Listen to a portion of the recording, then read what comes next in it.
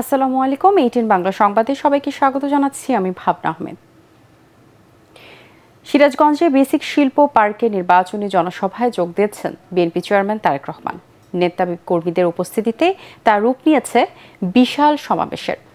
Banner, festoon আর দলীয় পতাকা নিয়ে এখনও দলে দলে আসছেন মানুষ, যা সমাবেশকে প্রাঙ্গণে ছড়িয়ে ছড়িয়ে পড়েছে আশপাশের এলাকায়। এদিকে বগুড়া থেকে সিরাজগঞ্জ আসার পথে শেরপুরে পথসভায় কথা বলেন তারেক রহমান।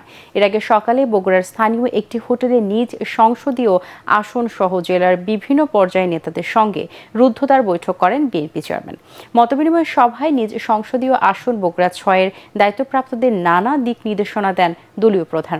সিরাজগঞ্জের পর সন্ধ্যায় টাঙ্গাইলে সমাবেশ শেষে রাতে ঢাকায় ফিরবেন বিএনপি চেয়ারম্যান।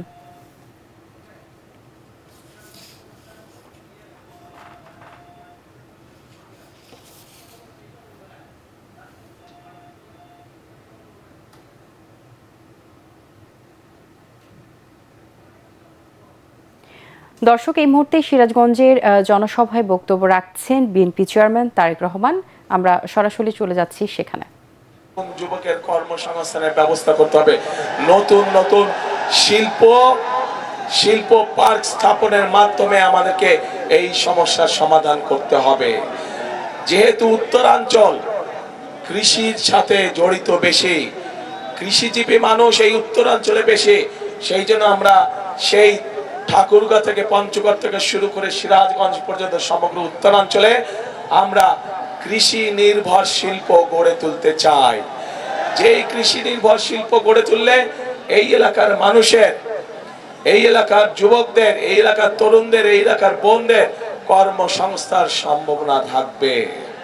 প্রিয় ভাই বোনেরা, একই সাথে আমরা যদি তাঁতের কথা বলি, আমরা যদি লুঙ্গির কথা বলি, রঙের কথা বলি, প্রথমেই চোখের সামনে ভেসে ওঠে সিরাজগঞ্জ পাবনার এলাকার কথা।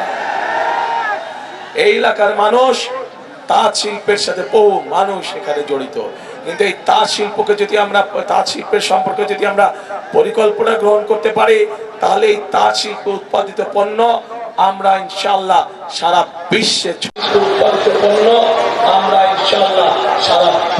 ছড়িয়ে দিতে সক্ষম হব। এবং আগামী দিনে আমরা তাই করতে চাই। সিরাজগঞ্জের বোনদেরকে, তাদেরকে আমাদের স্বাবলম্বী করতে হবে। আমাদের দেশনেত্রী খালেদা জিয়ার সময় আপনাদের নিশ্চয়ই মনে আছে যে এই এলাকার সহ সারা বাংলাদেশে নারীদের শিক্ষা ব্যবস্থার জন্য উনি একটি পদক্ষেপ গ্রহণ করেছিলেন, এবং তারপরে ক্লাস 1 থেকে ক্লাস 12 পর্যন্ত মেয়েদের শিক্ষা ব্যবস্থা ফ্রি হয়ে গিয়েছে, যার সুবিধা আজও লক্ষ কোটি মেয়েরা পাচ্ছে। সুবিধা পাচ্ছে না, মেয়েদের শিক্ষা ব্যবস্থা ফ্রি। কিন্তু গত 20 বছর ধরে এই মেয়েরা আজ অনেকেই মাতে পরিণত হয়েছে, কিন্তু শিক্ষার আলো তাদের কাছে আছে। কিন্তু এখন আগামী বিএনপি সরকার, আপনাদের আগামী বিএনপি সরকার, আপনাদের আগামী ধানের শীষের সরকার এই মায়েদেরকে স্বাবলম্বী করে গড়ে তুলতে চায়, অর্থনৈতিকভাবে স্বাবলম্বী করে গড়ে তুলতে চায়।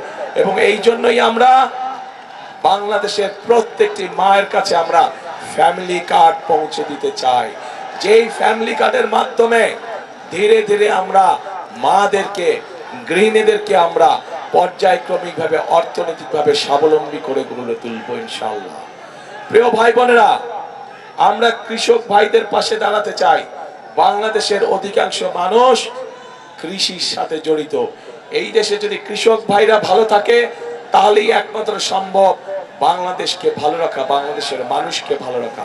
কৃষক ভাইরা সারাদিন হাড় ভাঙা পরিশ্রম করে, এবং তাদের পরিশ্রমের ফলেই সারা বাংলাদেশের মানুষ দুবেলা তিনবেলা ভাত খেয়ে বেঁচে থাকে। প্রিয় ভাই বোনরা, এই কৃষক ভাইদের পাশে আমরা দাঁড়াতে চাই। তাদেরকে তাদের প্রয়োজনীয় সার, তাদের প্রয়োজনীয় কীটনাশক, তাদের প্রয়োজনীয় ফসলের বীজ আমরা তাদের হাতে ঘরে ঘরে পৌঁছে দিতে চাই, যাতে করে মধ্যখানে কোনো মধ্যস্বত্বভোগী বা ফড়িয়া যাতে কোনো সুবিধা না পায়। এবং সেই জন্যই কৃষক ভাইদের জন্য আমরা একটি কৃষক কার্ড দিতে চাই সকলকে, ঠিক যেভাবে মা বোনদের হাতে আমরা ফ্যামিলি কার্ড পৌঁছে দিতে চাই। দর্শক, সিরাজগঞ্জে বক্তব্য রাখছেন বিএনপি চেয়ারম্যান তারেক রহমান। চলে যাচ্ছে অন্যান্য প্রসঙ্গে। 5 আগস্টের পরে বিতর্কিত কর্মকাণ্ডের কারণে এবারে নির্বাচনে একটি বড় দলের ভরাডুবি হবে বলে মন্তব্য করেছেন জামাতে ইসলামীর আমির ডক্টর শফিকুর রহমান। এ সময় ভারত সরাসরি একটি দলের পক্ষ নিয়েছে বলে অভিযোগ করে এনসিপির আহ্বায়ক নাহিদ ইসলাম বলেন, সব ষড়যন্ত্র ব্যর্থ করে দিয়ে 11 দলীয় জোট জনগণের রায় নিয়ে ক্ষমতায় আসবে।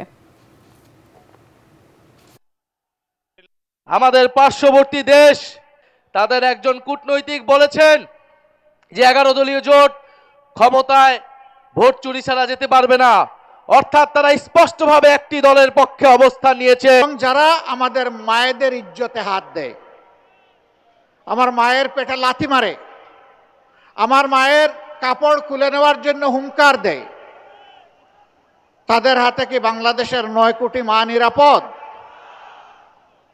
তো তারা মাথা গরম করলো কেন শীতের দিনে? এখন তো মাঘ মাস, নাকি এখন চৈত্র মাস? মাঘ মাসে মাথা গরম হওয়ার তো কোনো কারণ ছিল না। পরবর্তী সংবাদ দেখার আমন্ত্রণ জানিয়ে এখনকার মতো শেষ করছি। এটিএন বাংলার সংবাদ ইউটিউবে দেখতে ব্রাউজ করুন youtube/ATN বাংলা নিউজ। ধন্যবাদ।